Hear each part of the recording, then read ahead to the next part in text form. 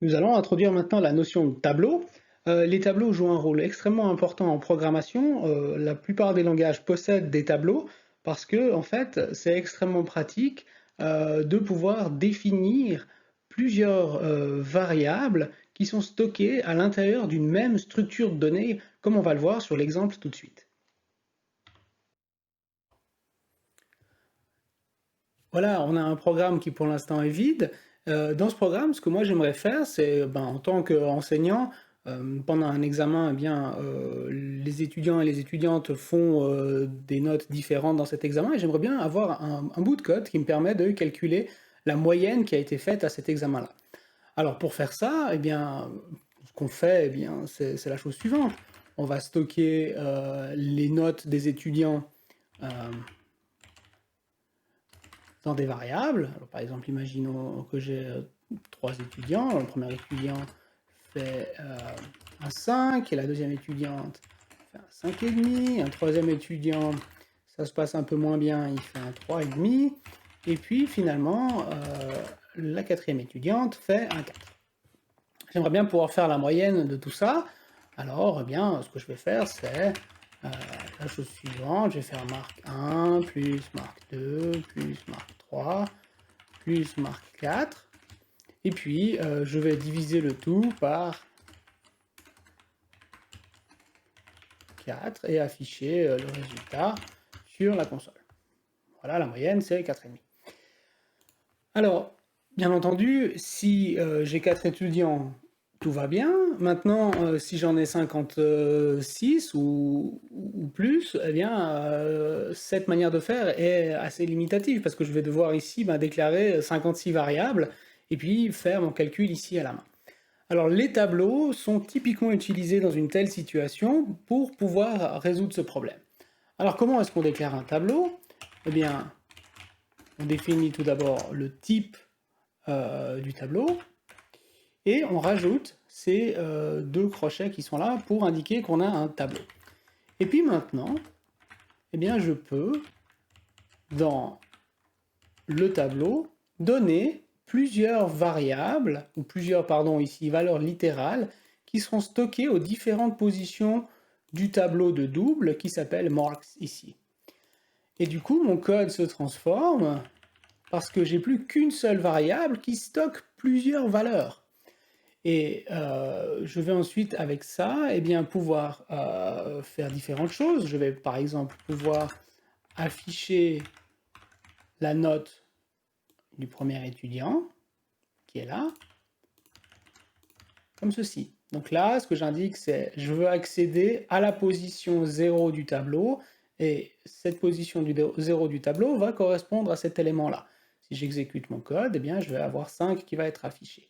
Si je veux ensuite accéder à cette position, je peux le faire en changeant le 0 en 1. C'est ce qui s'appelle l'indice du tableau.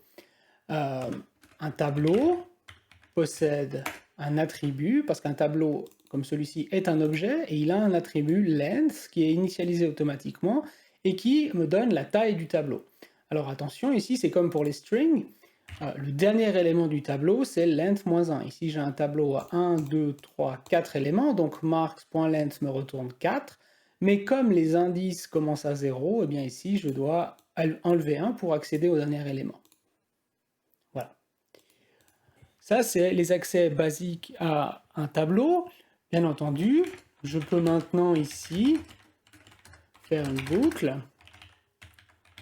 Comme nous avions fait cela pour les strings, lorsqu'on voulait parcourir un string, et puis, ici, je vais simplement calculer ma moyenne en faisant, la chose suivante, je vais accumuler dans average chacune des notes. Donc, marks 0, marks 1, marks 2, marks 3. Tout ça va être additionné dans average. Et puis, à la fin, je vais diviser average par la taille de mon tableau. Et si tout se passe bien, normalement, je dois avoir que la moyenne ici est 4,5. J'ai visiblement fait une erreur.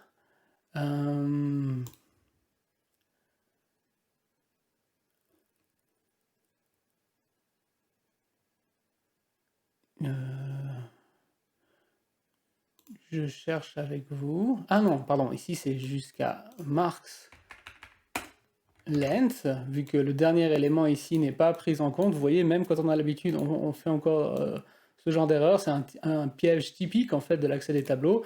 Ici, si je vais jusqu'à marks length non compris, eh bien, je vais pas additionner le dernier, je vais additionner le dernier élément sans dépasser. Et là, cette fois-ci, eh bien, j'aurai bel et bien ma moyenne qui est de 4,5. Donc voilà pour l'exemple introductoire sur les tableaux qui montre toutes les opérations qu'on peut faire en réalité sur les tableaux.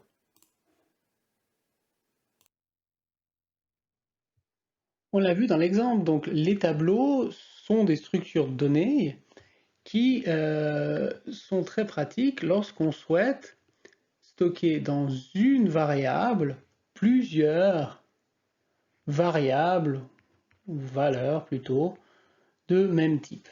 Voilà l'exemple que j'ai repris de l'exemple de tout à l'heure, et ces crochets ici, carré, signifie que l'on a un tableau. Avec ici les différentes valeurs qui sont données entre accolades. Donc là, on a un tableau à 4 éléments, et puis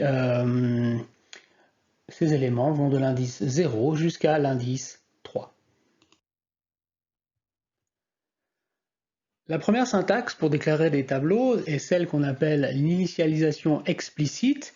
Donc cette syntaxe ici qui est donnée sous forme généraliste attend tout d'abord le type. Alors ce type ici, ça peut être un type primitif, comme int, double. Ça peut également être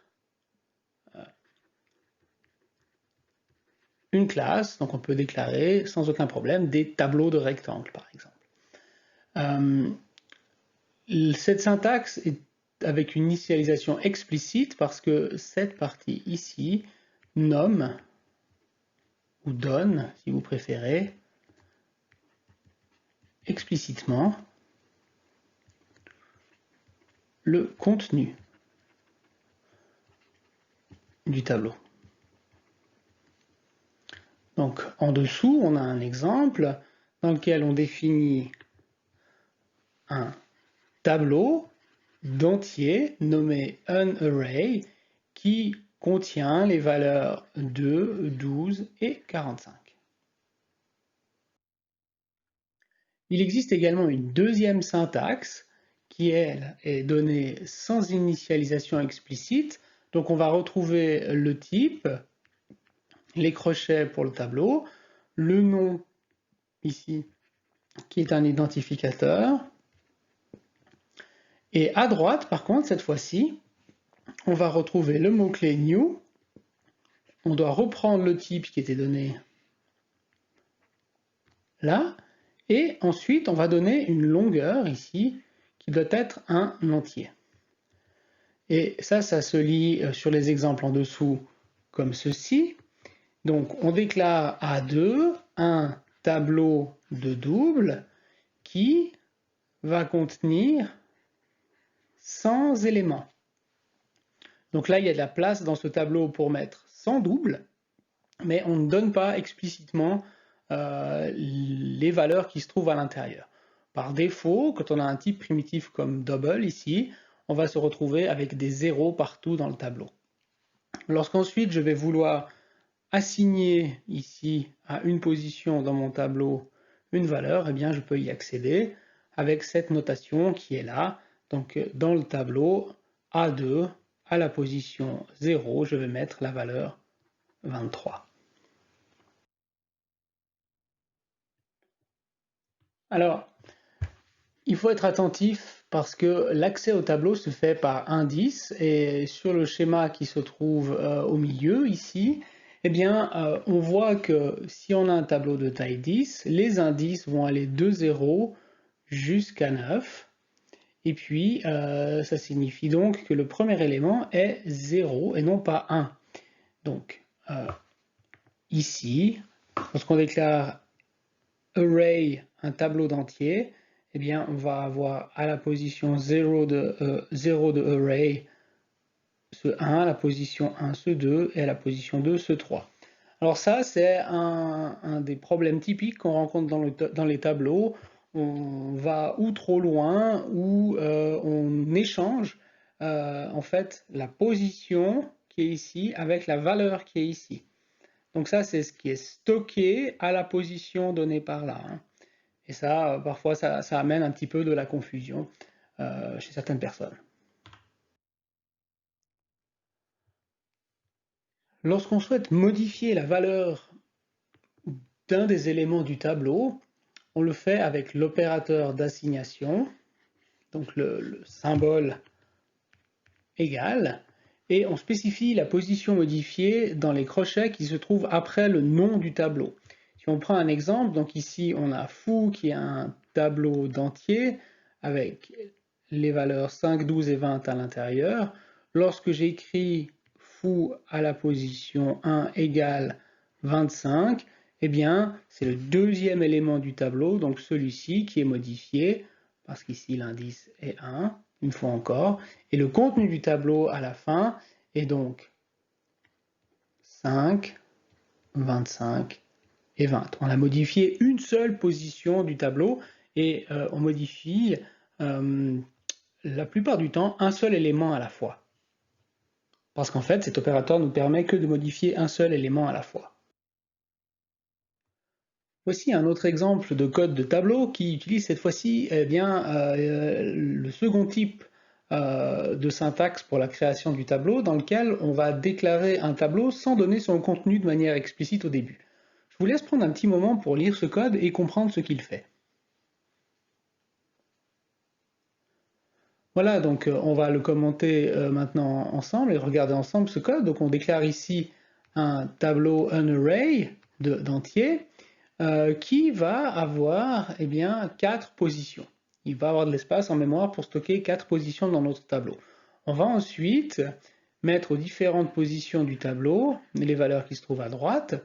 Et lorsqu'on va afficher le code, on va afficher, lorsqu'on va afficher le string en dessous, on va afficher element at index 0 qui va ensuite avoir 100, element at index 1 200, element at index 2 300 et element at index 3 400.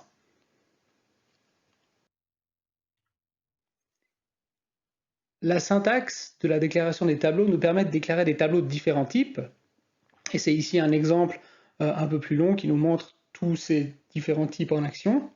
Donc là, on va déclarer, pour le premier exemple, un tableau de byte, un tableau de short, un tableau de long, de float, double, boolean, char, et bien entendu, un tableau d'objets également, si on le veut, comme ça. Lorsqu'on va avoir, par exemple, pour un array of bytes, lorsqu'on va vouloir l'initialiser après l'avoir déclaré, eh bien on va devoir reprendre ici byte, car c'est le type qui a été donné. Là-haut, pour les shorts, donc array of shorts, qui est là, eh bien on doit reprendre le type qui est donné là, pour dire qu'on souhaite ici initialiser un array of shorts avec 22 positions à l'intérieur.